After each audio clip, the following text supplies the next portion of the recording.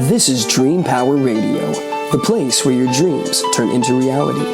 Here is your host, Debbie Spector-Weissman. Hello, and welcome to Dream Power Radio on the amazing Women and Men of Power Network, the world's leading positive programming network, powered by Raven International. I'm your host, Debbie Spector-Weissman, the Dream Coach.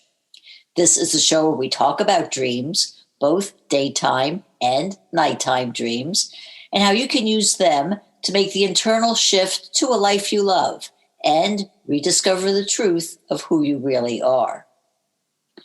Well, anyone who's listened to this podcast on a regular basis already knows that I credit the movie What the Bleep Do We Know for providing the spark that's led me on my journey to study dreams, and even in creating and hosting this podcast. Well, there were real people behind that movie, and I'm thrilled to have one of them on my show today. Betsy Chasse was one of the writers and directors of that movie, but there's so much more to her than that.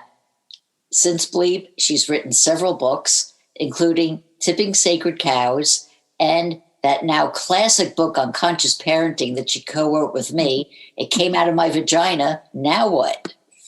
And before and after Bleep, she's produced a slew of movies and is now shepherding the production of new films through seegood.tv. But today we're going to focus on her new book, a novel years in the making, Killing Buddha. And with that, welcome to Dream Power Radio, Betsy. Oh, Debbie, it's so great to be here with you. I'm so excited. And I forgot, you asked me, I know you've read the book but you asked me for some questions, but we should talk about the lead role, the character of Sarah, and how she dreams a lot in the book. I totally didn't think about that, but something we could talk about because it's very interesting. Absolutely. Yeah, before we get to that, I just want to get to the basics. Why the title Killing Buddha? That's a good one. So there's a very famous Zen koan. If you see the Buddha let me try it again. If you see the Buddha along the road, kill him or you'll follow him the rest of your life. And the teaching goes on to say, if you see the mother, kill the mother. And the sort of idea around that is that when we give something else our power, whether it be another person or a teacher or a concept or a book, we're giving our power away and we're not really doing ourselves service and we're not following our own path. And the character in Killing Buddha, that's a big lesson that she learned. And it's a big lesson that I learned throughout my whole life of always feeling like I was never good enough, smart enough, tall enough, pretty enough, whatever enough, enter whatever enough in front of the enough for you. And we tend to make those our Buddhas. You know, those are like the thing that we almost worship. And once we can kill them, we find that which we're really seeking is already within us. So have you killed your own Buddha? I've killed a lot of Buddhas, but I don't think like the koan and the teaching goes on. There's, we have thousands of Buddhas to kill. So I think that's part of the journey of life. Everyone says, why are we here? What's the meaning of life? And I think it's really to uncover all the things that we believe about the world and about ourselves, to uncover them and to really dissect them and understand, is this belief serving me? Is this teacher serving me? Is this guru?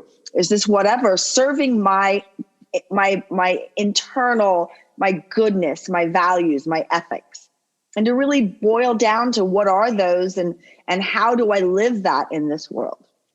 So you think that we really need to keep continually asking questions, asking ourselves questions? I think daily, I think, and it's funny, this, because you and I are really good friends. So we joke about how often we think we're done with something, right? And then it'll pop back up, and it'll pop back up in a different way or a more nuanced way or a deeper way, because I don't think we're done. I don't think there's an end game here.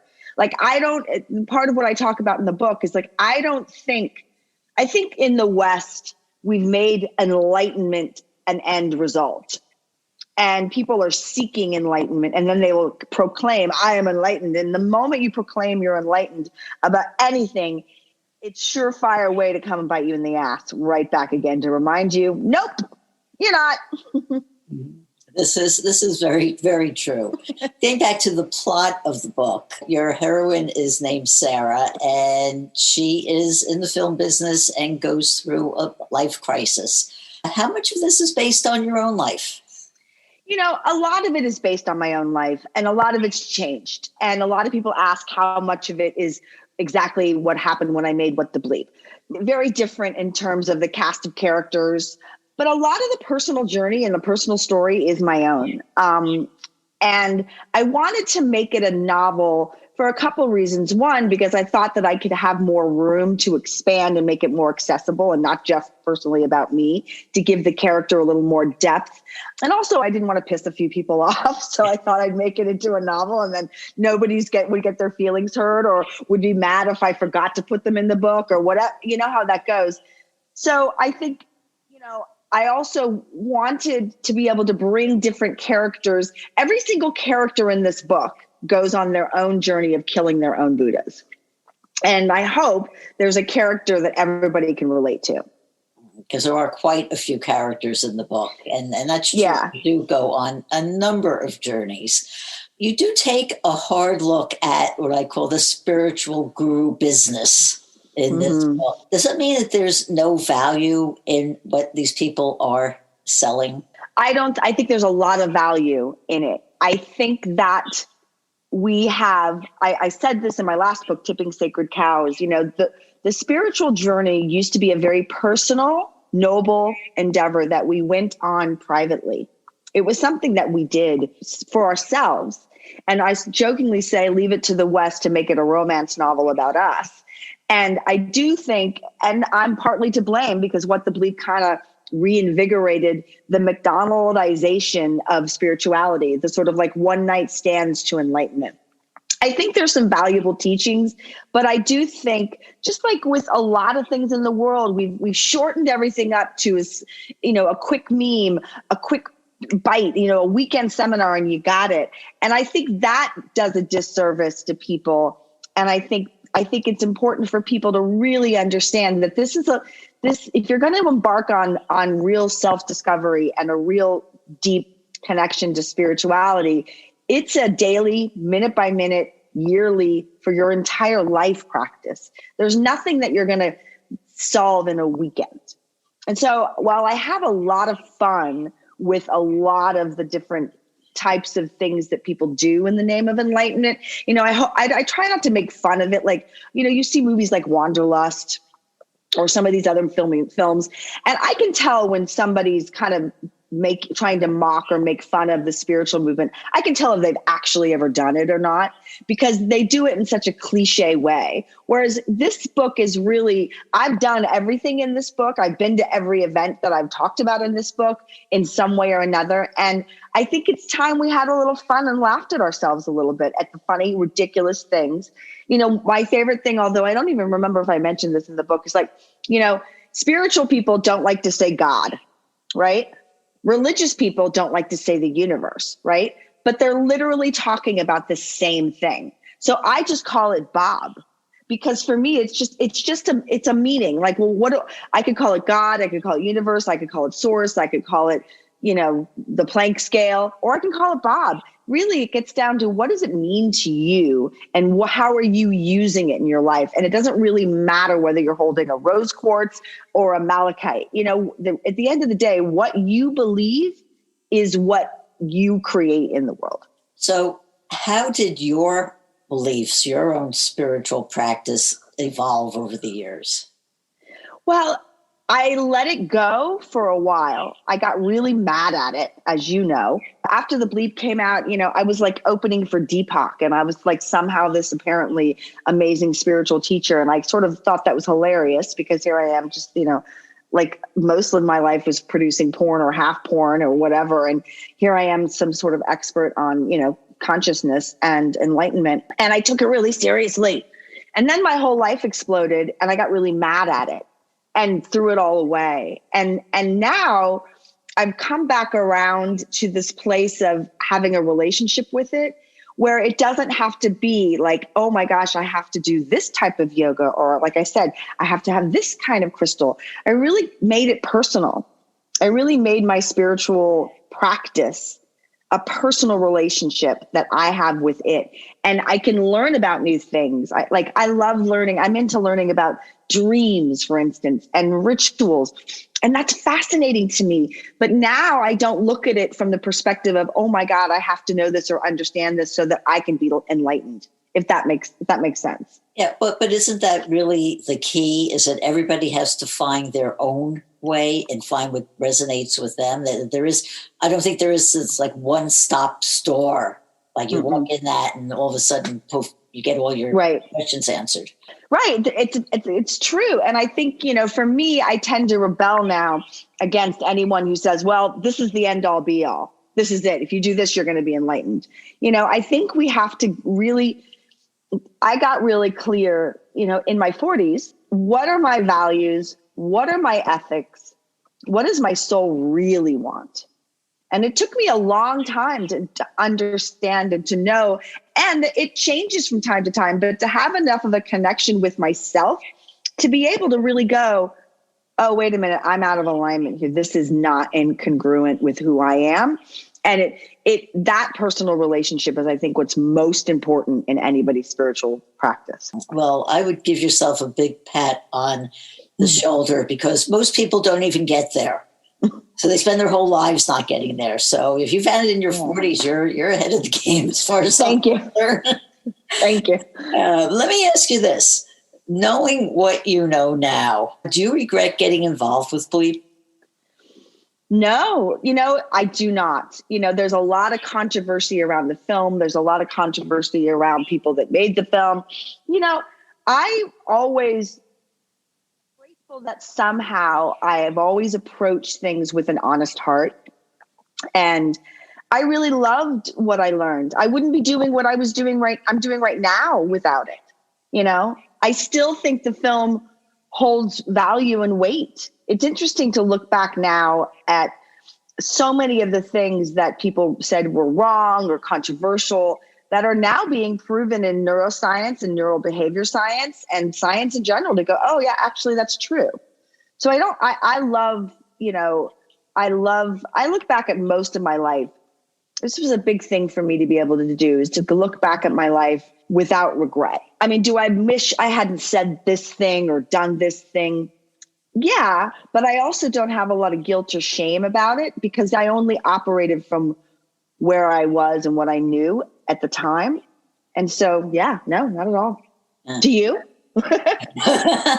Do I? No, not at all. I mean, like I said, and this goes back to what you said about going into like a 3-day seminar and coming out enlightened. That didn't do it. For the movie, for me, just totally woke me up to a whole different way of looking at life.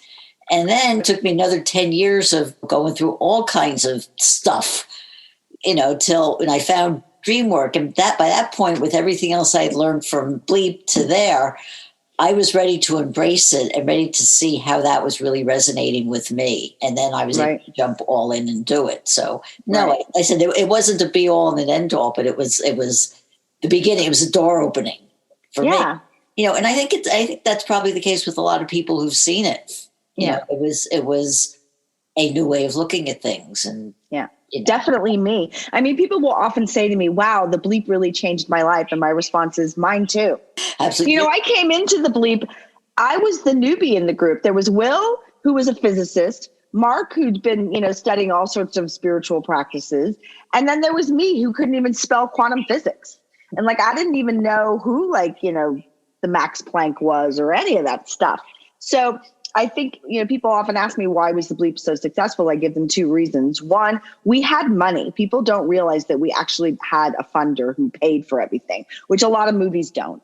And the second thing was we were honest. We were on a really genuine quest, and there were 3 different frequencies operating. And that really resonates when people watch the movie. They definitely can drop in. That's why, for instance, when I was talking about Killing Buddha and the kinds of characters, having relatable characters in pieces like this help the reader or the viewer kind of get comfortable enough to where the information can transmute to them, Do you ever go back and watch the movie? I haven't in a really long time because now I think it looks so ugly. Because, you and I know, I mean, you were there, Straw was there, you guys were there. And the thing that's cool about the Bleep is that we straddled the analog and the digital age. Technologically, right? Half of that movie was shot on 35 millimeter film, half of that movie was shot digitally, right? So now when I watch it, it's hard to watch it because in the last 15 years, cinema has shifted so dramatically and everything looks so much better. But I still, people, every once in a while, I will watch a piece from, like I showed my son one of the Dr. Quantum videos, which he thought was super cool. And then I had made that. He was just like, you are so cool. And I was like, yes. But so I can watch them in pieces, but just overall, I go, gosh, this movie is so funny how it's only, we're like 17, 18 years out from it around there, but so much has shifted in terms of technology in that time. Oh, absolutely. And on that note, we're going to take a short break here. We're speaking with the author of Killing Buddha, Betsy Chasse, and we'll be right back. If you're not pleased with the trajectory of your life, the time to begin your own personal transformation is now, and your dreams can help pave the way. How? By tapping into your unvoiced confidence. What is unvoiced confidence, you say? It's the acceptance of your abilities and qualities. It's a state of mind coming from liking and even loving yourself, and feeling free to say or do anything you want without concern for the judgment of others. You were born confident, but may have had it chipped away little by the negative self-beliefs you've picked up over the years. If you're looking for the heightened energy, clarity of thought, and the feeling of being more alive that comes from self-confidence, you can rediscover it by paying attention to your dreams. Need some help doing this? Go to my website, thedreamcoach.net, and sign up for my complimentary dream discovery session. I can help show you how your dreams can help you return to the confident person you were always meant to be. Again, go to thedreamcoach.net. thedreamcoach.net. Welcome back to Dream Power Radio with your host, Debbie Spector-Weissman. Yes, welcome back to Dream Power Radio. I'm your host, Debbie Spector-Weissman, and we're speaking with author and filmmaker Betsy Chasse. Oh, Betsy, one of the things you talked about earlier that I want to really drill down on is your central character's dreams. That she had several major dreams throughout the book that really had an effect on her. What made you decide to make her a dreamer? Well, first of all, the work that you do, you know how much I love what you're up to. And I've noticed, Sarah Wells is obviously based off of me. And I tend to have very prophetic, is that how you say it? Prophetic dreams. And even when I'm like just sitting, daydreaming and or dreaming sleep. And so I think, one, it's a great way to introduce concepts and things into a story.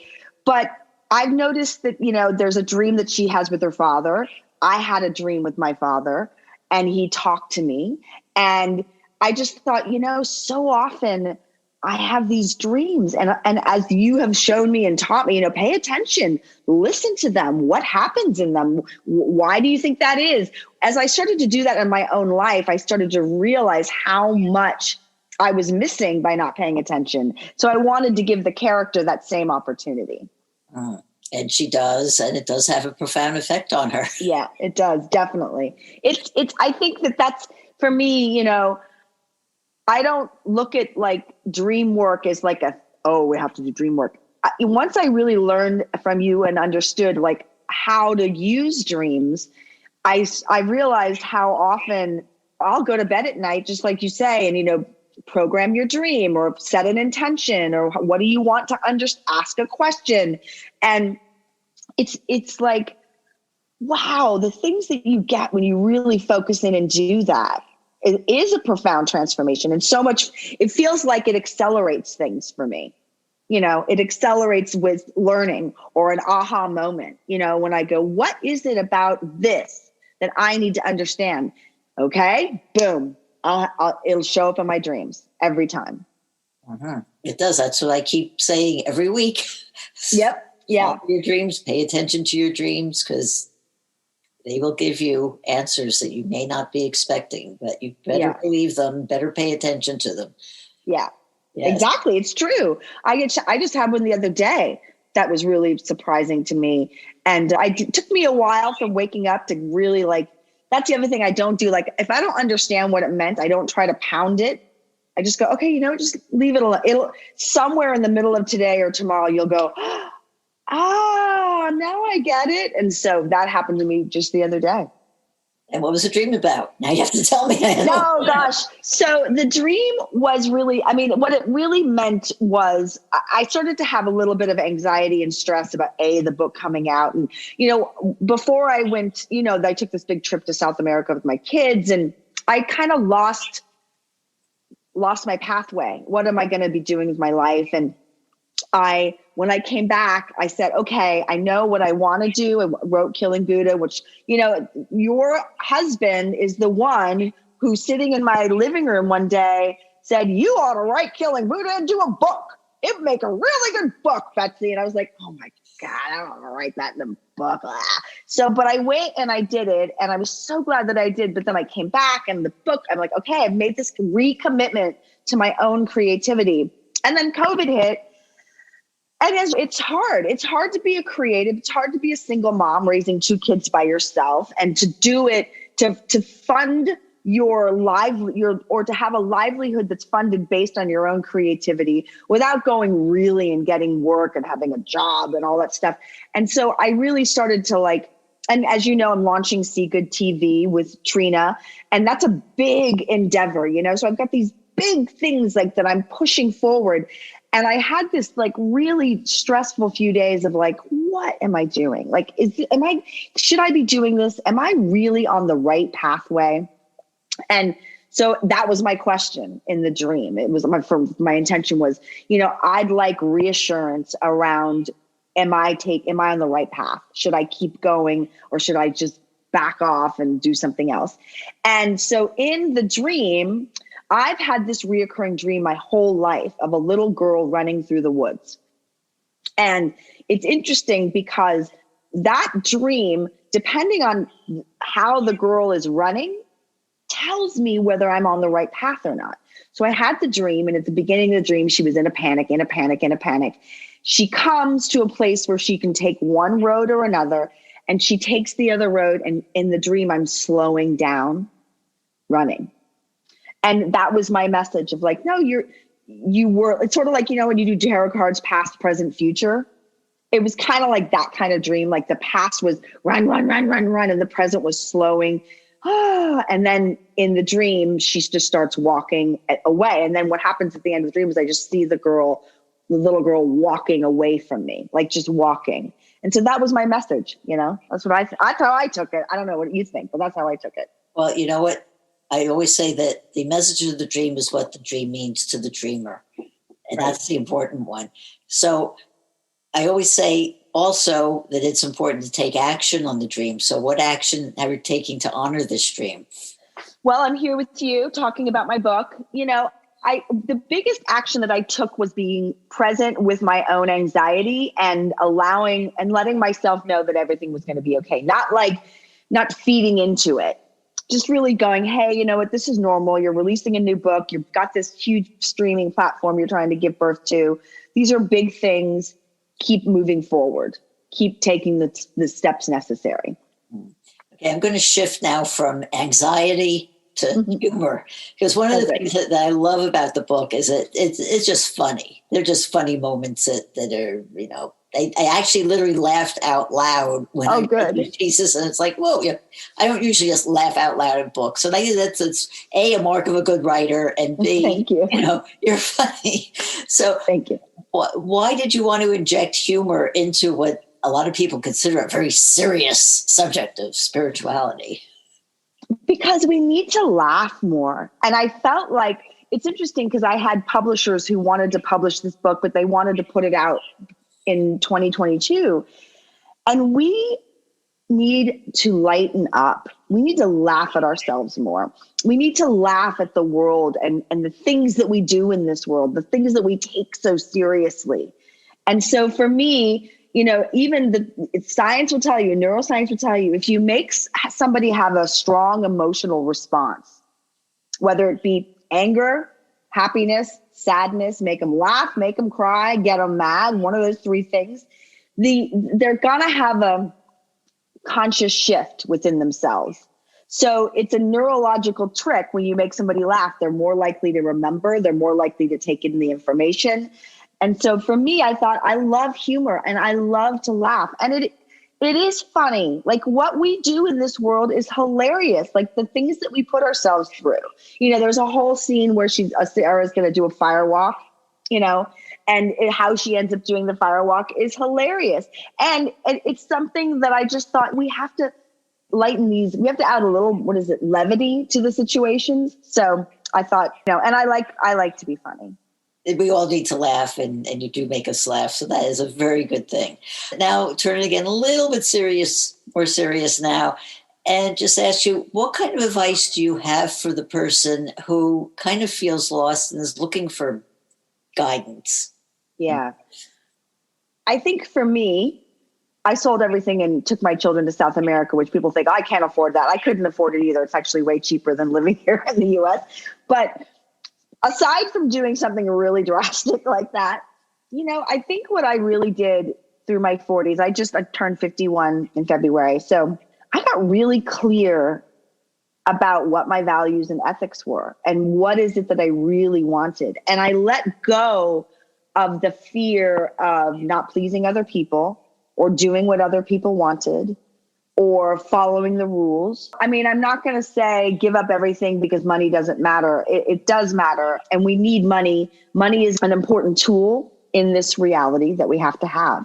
But I think what I finally did for me was say, I can earn money doing this stuff over here. But if I really stand behind who I am and operate from my integrity and my heart, I'll be okay. And what I do is I take trust and faith and turn it into a verb. So I'm trusting and I'm faithing because I'm taking action on it and sticking to what I know will feed me in my soul. Because I know this. My son said the other day, we were joking because I like flowers. I love to have fresh flowers around. He said, well, Mom, why is it so important that you have fresh flowers? And I said, those fresh flowers will generate $300 or $400 for me today. And he goes, how are they going to do that? And I said, because they'll bring me joy. And in me being happy, my creative spirit will be happy. And I will think of something or do something that generates the money for me. And that's the trusting and faithing part, but just really staying true to who I am. That would be the guidance. If that makes any sense, but it does. It actually does. So here's a question I've been dying to ask you for the past 20 years. Oh God. You're going to go back to making dog biscuits? That's true. No, I swear to God, I will never make another food product as long as I live on the planet. That was a lesson. It was an adventure. And no, they were good dog treats though, weren't they? They were good. My dogs loved them. I can't speak for them myself, but dogs loved them. So yeah. No more dog treats. Okay. Well, what is next for you? Gosh, I have another book that I'm going to write that comes after. So the way the books are going is Tipping Sacred Cows I actually published first, but it's really the middle book. Killing Buddha is sort of the first book. And then I'm going to work on a new book called 50 Shades of What the F. And See Good TV. I'm really passionate about the streaming platform. I think it's important for us to have a place where we could go to watch films and listen to podcasts and documentaries and shorts and narratives that transform who we are. The world really needs support in raising its consciousness, and that's what See Good TV is about. How can people find out where to get the book and to find out more about you? Go to betsychasse.net. They'll find everything. They'll find the book. They'll find my movies. They'll find See Good TV. They'll find you. It'll be fun. Great. Well, Betsy, thank you so much for being on Dream Power Radio today. We've been speaking with writer and filmmaker Betsy Chasse. I hope you've enjoyed today's program. And if you have, please tell all your friends, follow me, and drop a positive review on your podcast site. And if you're on Clubhouse, Join me in my room, Club Dreams, where I host weekly rooms on all aspects of dreaming.